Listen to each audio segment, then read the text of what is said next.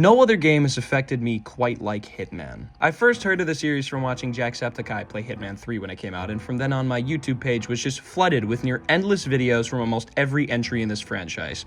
I got videos for Hitman 2016, Silent Assassin, Hitman 2, Blood Money, Absolution, pretty much every nook and cranny of this franchise, and it always intrigued me. However, from the limited gameplay I could see, I didn't know if I would like it, so I held off on any purchases.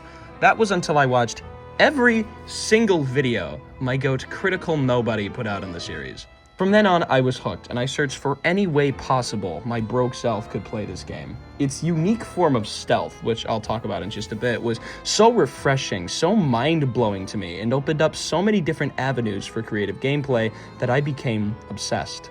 I found out the game had a free trial that let you play the opening intro missions, and I was hooked. Everything I thought about the game was true. It was everything I could have ever wanted in a stealth game, and to this day, no other stealth game in the world, aside from the early Assassin's Creed games, and even then they never executed it nearly as well as Hitman does, has been able to recapture that feeling.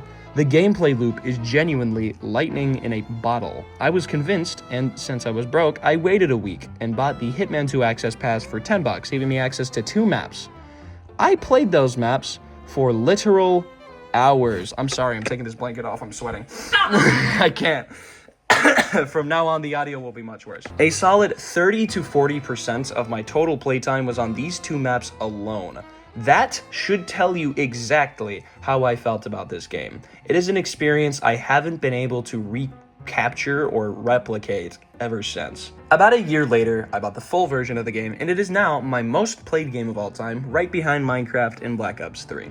This was back in 2022. I stopped playing religiously around 2023 in exchange for games like Sifu and such, but regardless, I wanted to make this video for a while, and I figured what a better time than now. After 2 years, do I still think this game is one of the greatest games ever made, or has it aged poorly?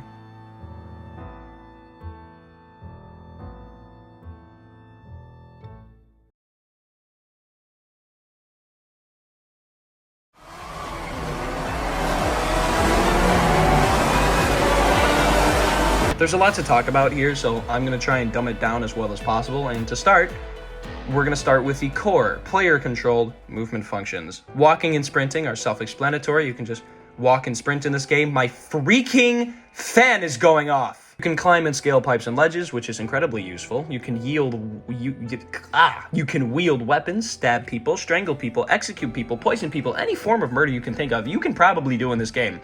You can gas people. Like, there are genuinely sadistic kill methods that are fully available to you at almost all times. And I say almost because a lot of the really cool ones are map-based. But that's just basic stuff. We need to talk about what's important. And what's important are the incredibly complex systems that make this game so satisfying. Starting with distractions, because they're the simplest and are in pretty much every stealth game, making any sort of noise or doing anything that disrupts the usual area around certain NPCs will alert them and cause them to go check it out. It's an incredibly simple system, but it can be used in so many different ways that it's easily one of the most useful systems, as it's so versatile that you will end up using it in almost every single run. Probably the most crucial system, and the system this game is most famous for, are the disguises. This game is not a typical stealth game where you hide in the shadows and take people out from behind in the literal sense, although games like Splinter Cell do it really well.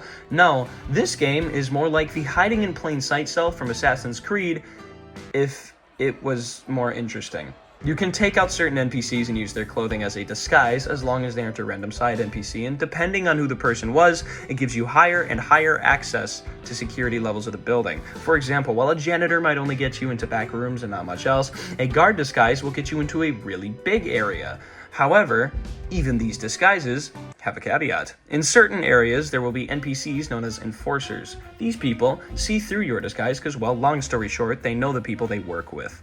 It creates an interesting scenario of asking, do I take this guy out or do I work around him? And the answer to that changes based on the circumstances.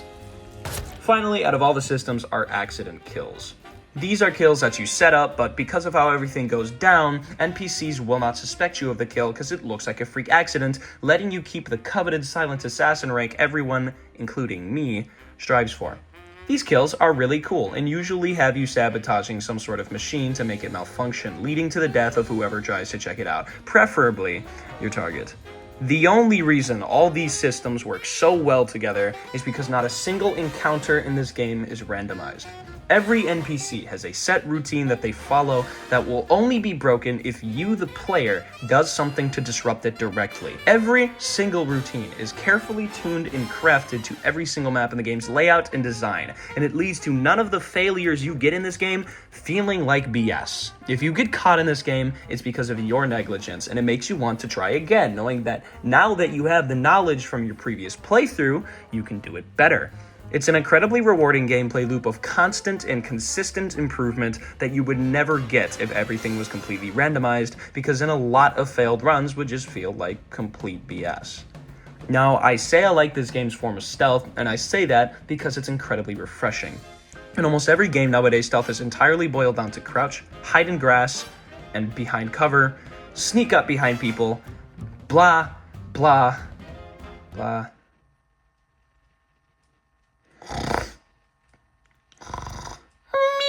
It's just so boring. It's stale and incredibly bland and completely and entirely unrewarding. Hitman opts instead to take the much cooler and better Assassin's Creed approach of hiding in plain sight, only it executes it better. One, because the entire game was designed around that approach, and Assassin's Creed's main focus is very much the parkour, as much as they want you to believe it's the stealth, but mainly because of the incredibly well-executed disguise system and all the other systems in the game that are designed for you to be able to hide that way. I can't even begin to describe to you the immense feeling of satisfaction you get after pulling off a kill and then walking out of the room into a crowd full of people that would never suspect that it was you who pulled it off. It is infinitely more satisfying to me than if I took an entire complex out myself through an incredibly linear path that I do not control. This game is very much a sandbox, and that gives you room to experiment. You can kill a target pretty much in any way you can think of, and that's half the fun. In fact, the worst levels and maps in this game are the ones that purposefully strip away your freedom in exchange for linearity, but I'm talking about those later, so I won't go too deep into it yet. For now, let's talk about progression. This is probably the simplest part of the game, therefore this will probably end up being the quickest section. As you play, every single successful assassin action you pull off gives you points, with the most points being given to successfully killing your targets. After the game is over, depending on what rank and challenge you completed, more points are added to your already existing point counter, and boom, high score. It's a very simple way to add replayability to levels, which a lot of games use, but it works so well in this game because every level... almost every level is infinitely replayable without these systems in place anyway. Anyways, you have an overall XP bar that contributes to your career level. I think I'm at like 120 right now. And I believe, if I remember correctly, it only contributes, there we go, to things like new suits to start the game with, as well as some new equipment. But aside from that, every map also has its own mastery system, which usually caps out at around 20 levels. And the higher levels you get within these mastery systems, the more different starting locations you can unlock, as well as new equipment for the rest of the game. It's a very simple system, but because they have unlocks within the progression tracks that are very helpful in every single map in the game, it serves as further encouragement for the player to replay levels. It's very well executed. Before diving into the story, I want to go over one last thing that every level has: escalations. Escalations are extra missions within each map that usually have multiple different levels. These missions are always a brand new target, and every level you complete, the next level will introduce a new modifier.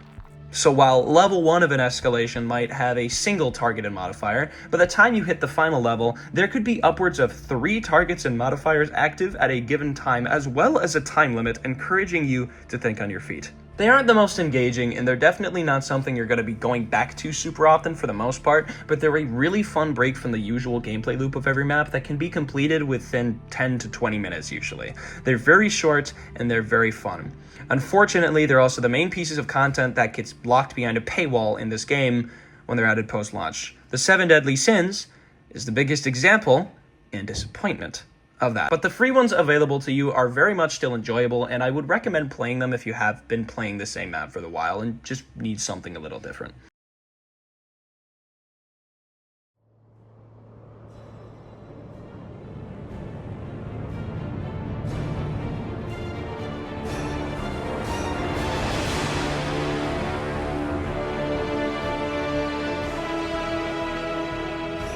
The story is nothing to write home about. This is not a game you will be playing for its story, but nonetheless, I'm going to give you a fairly basic rundown.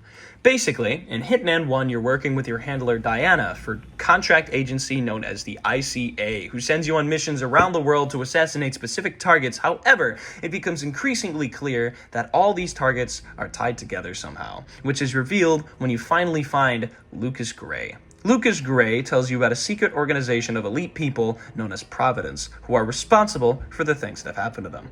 Hitman 2 continues the story with almost every single target you go after being a higher-up member of the Providence organization, and the conspiracy deepens when you and Lucas both learn about Providence's connection to their creator, Dr. Ortmeyer. Here we meet the Constant, who I believe is the highest member, I can't remember.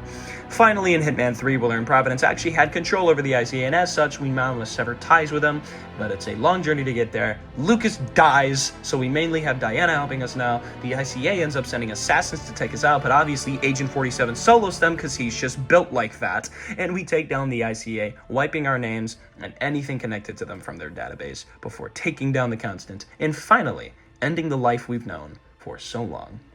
In terms of video game stories, especially nowadays, this is not at all something to write home about. It can be very lackluster, but considering the focus of the game is the gameplay and the story is just a side thing to bring everything together and make what you're doing make sense, I'm perfectly fine with this, despite the fact that it's lackluster.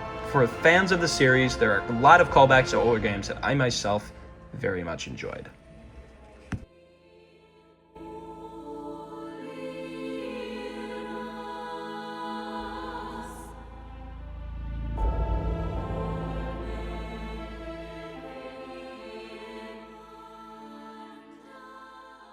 To avoid this video potentially taking any longer than it already has, I'm only going to be going over what, in my very professional opinion, are the best and worst maps in all these games. But before we even get into that, I need to tell you about how they categorize their maps so that you have a better understanding of why I selected each map in each game, and by they, I mean IO Interactive, the developers. Maps in Hitman are separated into 3 different types. Those types are fortresses, snail houses, and hybrids.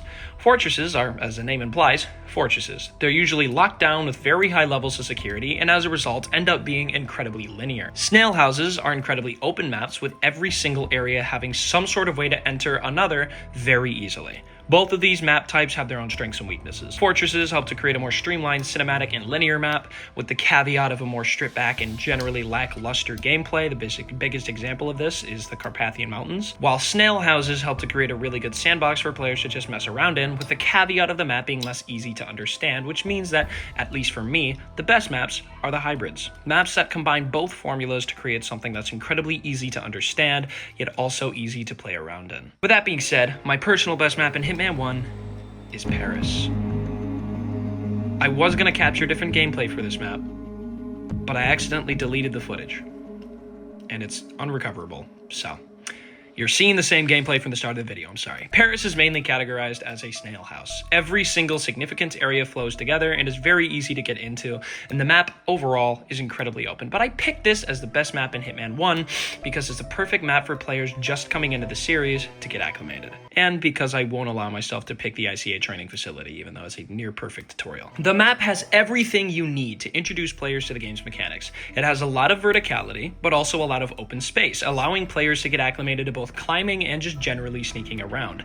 It has 2 different types of targets, one that is heavily guarded on the top floor of the map, which is more of a fortress. I don't consider the map a hybrid because the fortress is only a small section at the very top floor, and one that only has 1 guard and wanders around the more open bottom floor of the map, only occasionally trekking to the top floor.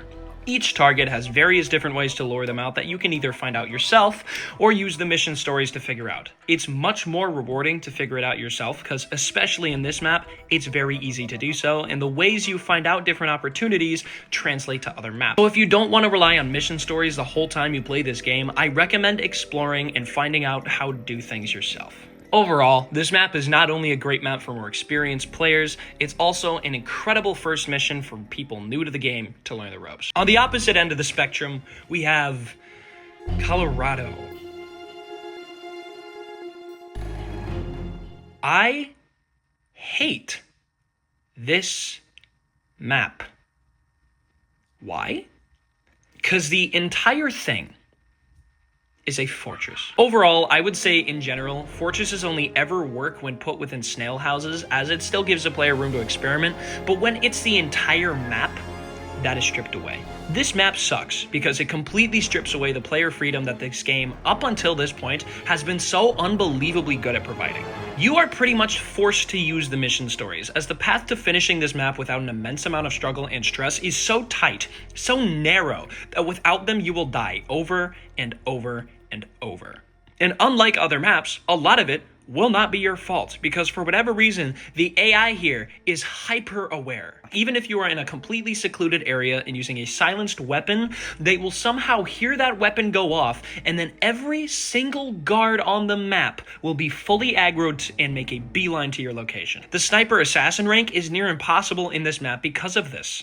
There's a water tower that is very much meant to be there for Sniper Assassin. It gives you a perfect view of all 4 targets, but if you fire a single shot, even if the sniper is silenced, if you manage to get the kill, the guards know exactly where and who the shot came from. And from then on, you are dead, because they will swarm those stairs, and due to the sheer number of guards on this map, you will not escape. Overall, I pick Colorado as a worse map because every single avenue of player expression has been completely stripped away in favor of a more stripped back and linear experience. It does not work for this game, not in the slightest. Overall, I would say Hitman 1's map selection is solid, aside from 2, Marrakesh and Bangkok, which aren't even bad, just aggressively mediocre. There are a lot of great maps to choose from. Sapienza is an especially noticeable one, and is tied for first place in my opinion. But if Hitman 1's map selection was good, Hitman 2's is excellent. Hitman 2 easily has the largest map selection in the entire trilogy. Where Hitman 1 and 3 have 6 maps each, Hitman 2 has a whopping 9, each of which are somehow still incredibly high quality, which makes it really hard for me to pick one as worst. But to start, let's talk about the best map.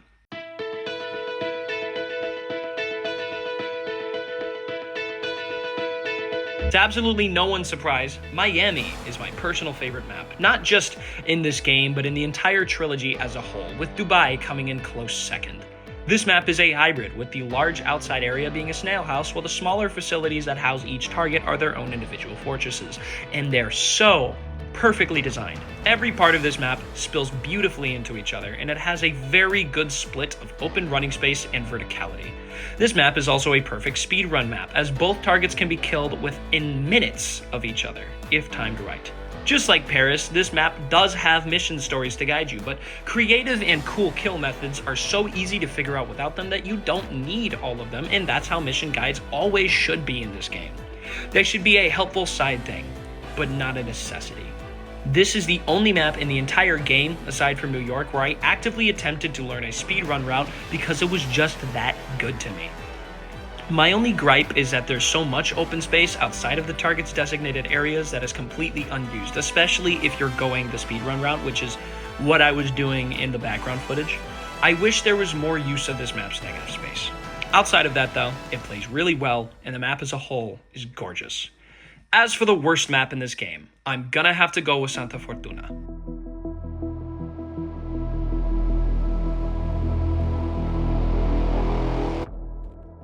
This map is also a hybrid, but unlike Miami, it's executed poorly. Unlike a good hybrid where the only really heavily guarded areas are the fortresses and areas near them, Santa Fortuna has guards crawling all over the place, all of which are enforcers for some reason, leading to disguises actually ratting you out more often than being a helpful disguise.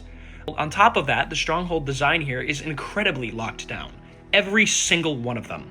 This map leaves very little room for player expression outside of mission stories, but I do not count those, as those are guided, and outside of the hippo kill, not freely found by the player.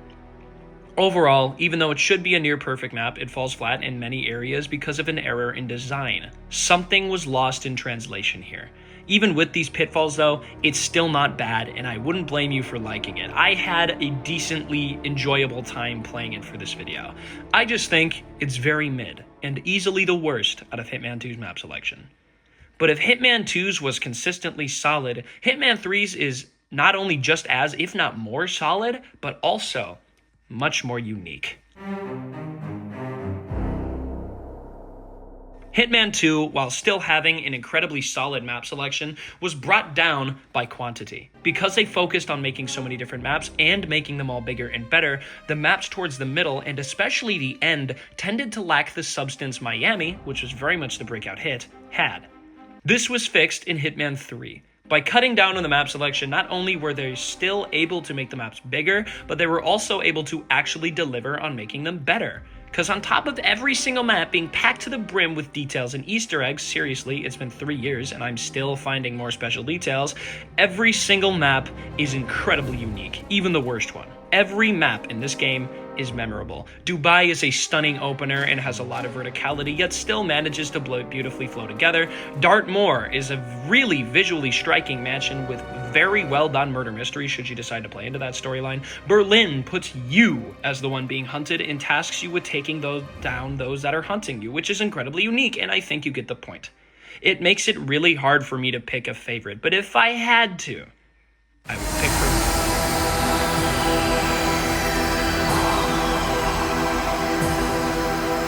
I was debating picking Dubai, but I'm in love with Berlin's concept, I'm sorry. The ICA is compromised by Providence and they send a bunch of ICA agents to take you out. There are 12 targets, all in a very different areas of the map, and your goal is to take out 5 of them to scare the rest away. You might think this very high density of targets would make the game a slog, but it really doesn't, because while the map is huge, the fact that you can kill any 6 of the 12 targets means you can pick a route that makes the game go as quickly as you desire. On your first playthrough, you'll need to do detective work to figure out who the assassins are, which is something I find incredibly cool and very immersive. However, on repeat playthroughs, they are all revealed to you, which is a very good thing. As cool as it is the first time, it becomes annoying if you have to do it every run. Aside from that, the map is incredibly large and flows really well. Every area ties into the other perfectly, because yes, this map is very much a snail house.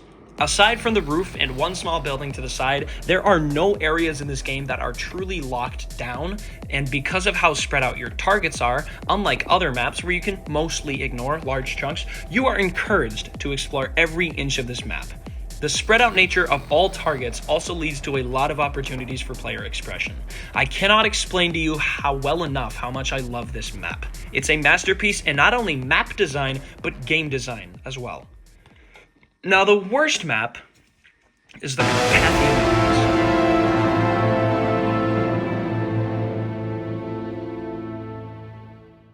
I know, easy pickings. It's the only completely linear map in the entire game, but it's genuinely the only bad map in the entirety of Hitman 3, and it's not even that bad. It's linear, but the progression tree is small, and it serves its purpose as a final story mission really well.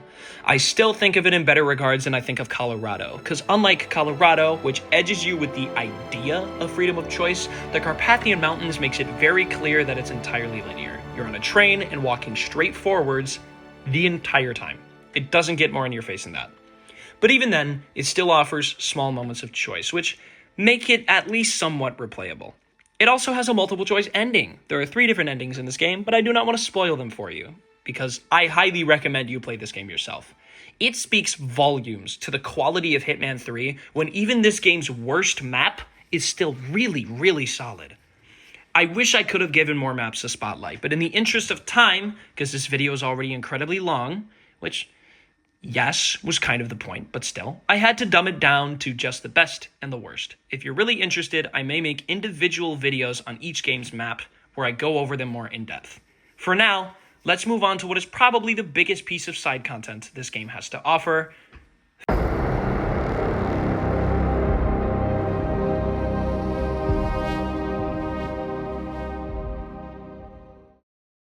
This is the largest piece of side content in almost any game I've played, aside from Dying Light's The Following DLC, which was great, by the way, you should play it. Meaning this section of the video will be nice and long. Not as long as the other section was, but long.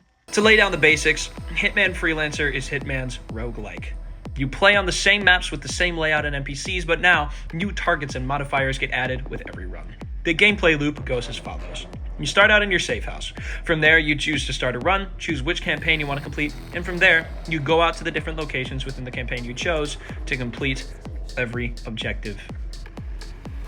Every run has 4 stages to complete, each requiring you to finish a separate campaign, with each subsequent campaign taking longer and longer to complete.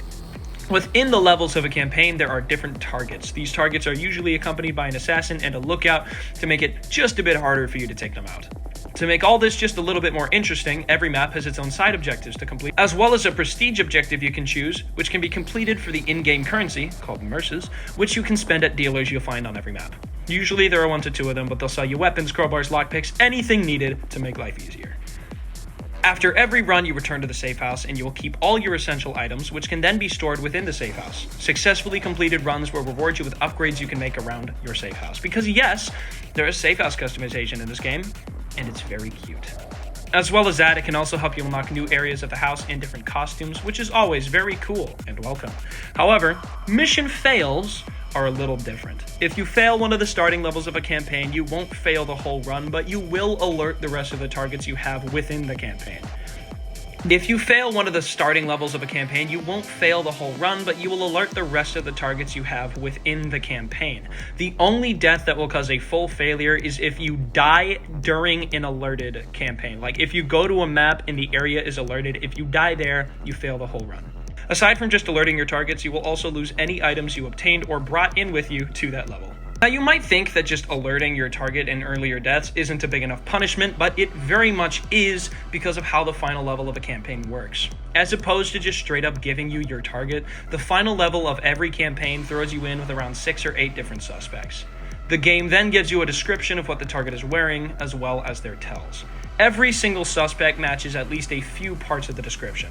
It's fully possible, in fact, to get a suspect that has all of the looks right but none of the tells, leading to you needing to really watch a suspect to gather the proper intel. You can mark if a suspect isn't a target or is a prime's target using the suspect camera the game gives you. Every single suspect is also accompanied by an assassin and a lookout, which will also always be able to spot you if you alerted the syndicate by dying in a previous level in the campaign. If you take out any of the suspects, however, they will drop a phone that you can use to arrange a meeting, which is an easy way to get all suspects in one area, or to take a closer look with little to no struggle.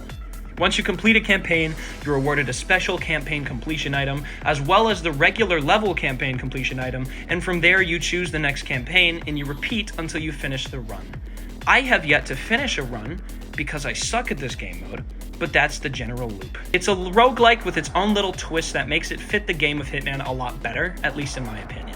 Aside from the big mechanics, there's the little things, most notably non-target kills costing 50 merces each, but unless you fumble so bad you have to resort to slaughtering the entire map, that shouldn't be too much of an issue for it.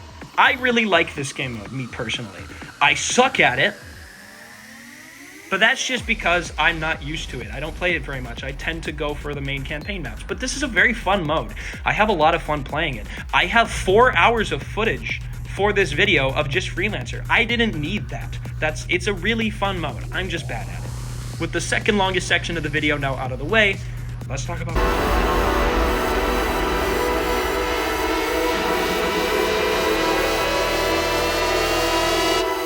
contracts are actually not new to the series. They were introduced back in Hitman Absolution, but the servers have since been shut down, so there is no way to access the mode there, meaning this game is the only way to experience contracts. Contracts are incredibly simple. They're community-made targets that can be made by anybody on any map whenever they want that you can apply any win conditions to as long as you yourself are able to pull them off within the mission.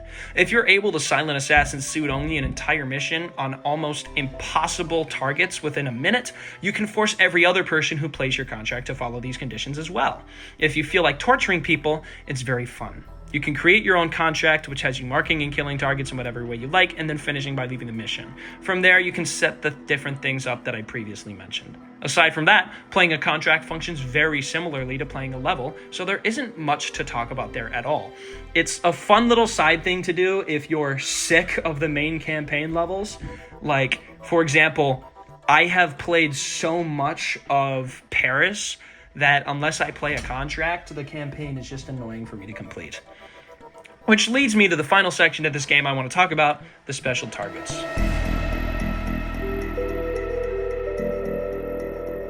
Elusive targets are incredibly special as they're targets you can only play once, or at least that used to be the case. They seem to let you go back and replay them now, but the first run through is the run that counts, and it's the run that will give you leaderboard time and special rewards. Elusive targets only last for a limited time before either completely going away or getting locked behind a paywall. There's a new elusive target releasing on New Year's, but the one that was active as of writing this video was none other than the Slim Shady himself. And this target is really cool. It's a target that plays around with the same things as M's most recent album does, has some really cool visuals, and is easily the best elusive target they've done to date. They completely changed the entire map of Hokkaido to be themed entirely around Eminem and his Slim Shady persona, and it's done really well. It has its own plot and everything, and it follows Eminem putting a hit on his alter ego after learning that he wants to weaponize music to kill whoever listens to it. They got Eminem to voice act everything. It's just really cool. You can tell he did all his lines in one take, yes, but it's really cool. You can very much tell the people they had working on this game were fans of M, and I'm glad they were. This could have easily been just a half-done, lazy attempt at a cash grab, but they put in the effort, and I very much appreciate that. This is a fun target. The previous targets they've had were Conor McGregor and Bruce Lee, Jean-Claude Van Damme, Hannibal Lecter, or at least the guy who plays him, playing as a character from James Bond, as an advertisement for the James Bond. They all had their own stories. They all completely changed the map. They all had their own gameplay element. They were really cool. These targets are really cool. They clearly put a lot of time into them, and I love that. I love that. I like the continued support this game still gets. And that's one of the best parts of this game, is the continued support.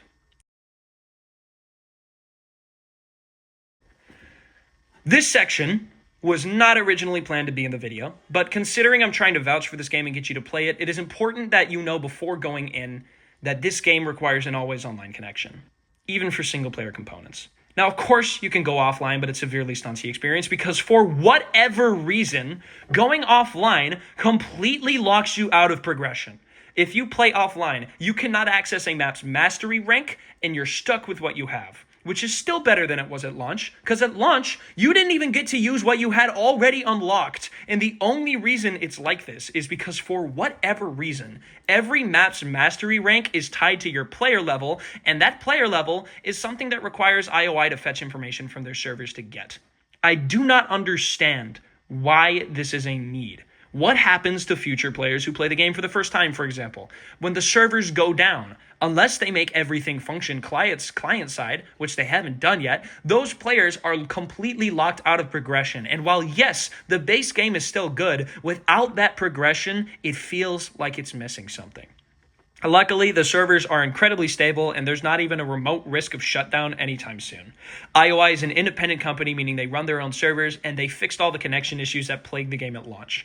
There are upwards of 1 million people online some days, and I rarely experience disconnects. It's incredibly stable. This isn't me calling the game bad, believe me. The previous 30 minutes of this video very much proves that, but it is something that you should be aware of before going into this game. It's still very worth it, I promise you. Oh, been a while since you saw me like this, hasn't it? There you have it. That is my complete retrospective of Hitman World of Assassination. As I mentioned at the start of this video, this behemoth of a project is something I started planning like at the RE4 video, basically. I've wanted to do this for the last 2 years, but I really wasn't capable of doing that. I didn't have good enough editing. I'm going to lift this up. Because this is getting annoying. I didn't have good enough editing to pull it off properly. I just wasn't a very good creator when I originally wanted to do this, but now I am. And this video took me 3 months of planning, editing, recording. I have over 18 hours of footage for this. It's taken a while. This is the longest piece of media ever made. As of this point in the script, it's over 6,500 words. So there's that. Yeah. This is a big video. This is a very big video. But yeah, I'm sorry for the wait. I know I announced this at the end of the RE4 video. This is a huge project, as I just stated. I thank you for your patience. I really do hope you enjoyed it. This is my best piece of work, in my opinion. It's the most consistently edited video I've ever made. So there's that. But yeah, if you stuck around this long, that means so much to me. And I thank you, because this is a passion project of mine. I love this. By the time you see this video, it's going to be New Year's. So that's pretty cool. Happy 2026. Happy 2026. 2025 started off pretty bad for me, you know. I had the channel deletion and a bunch of other stuff that happened in my life. But even with those minor setbacks, I'd still consider this one of the best years of my life. I met a lot of great people. You know who you are. I love you guys. And I've done a lot of great things. I've progressed a lot in life. Last time you guys saw me on camera like this, I didn't look the greatest, honestly. I've been hitting the gym. I've been doing a lot of stuff to improve myself. I need to get rid of some. It's time for me to start cutting.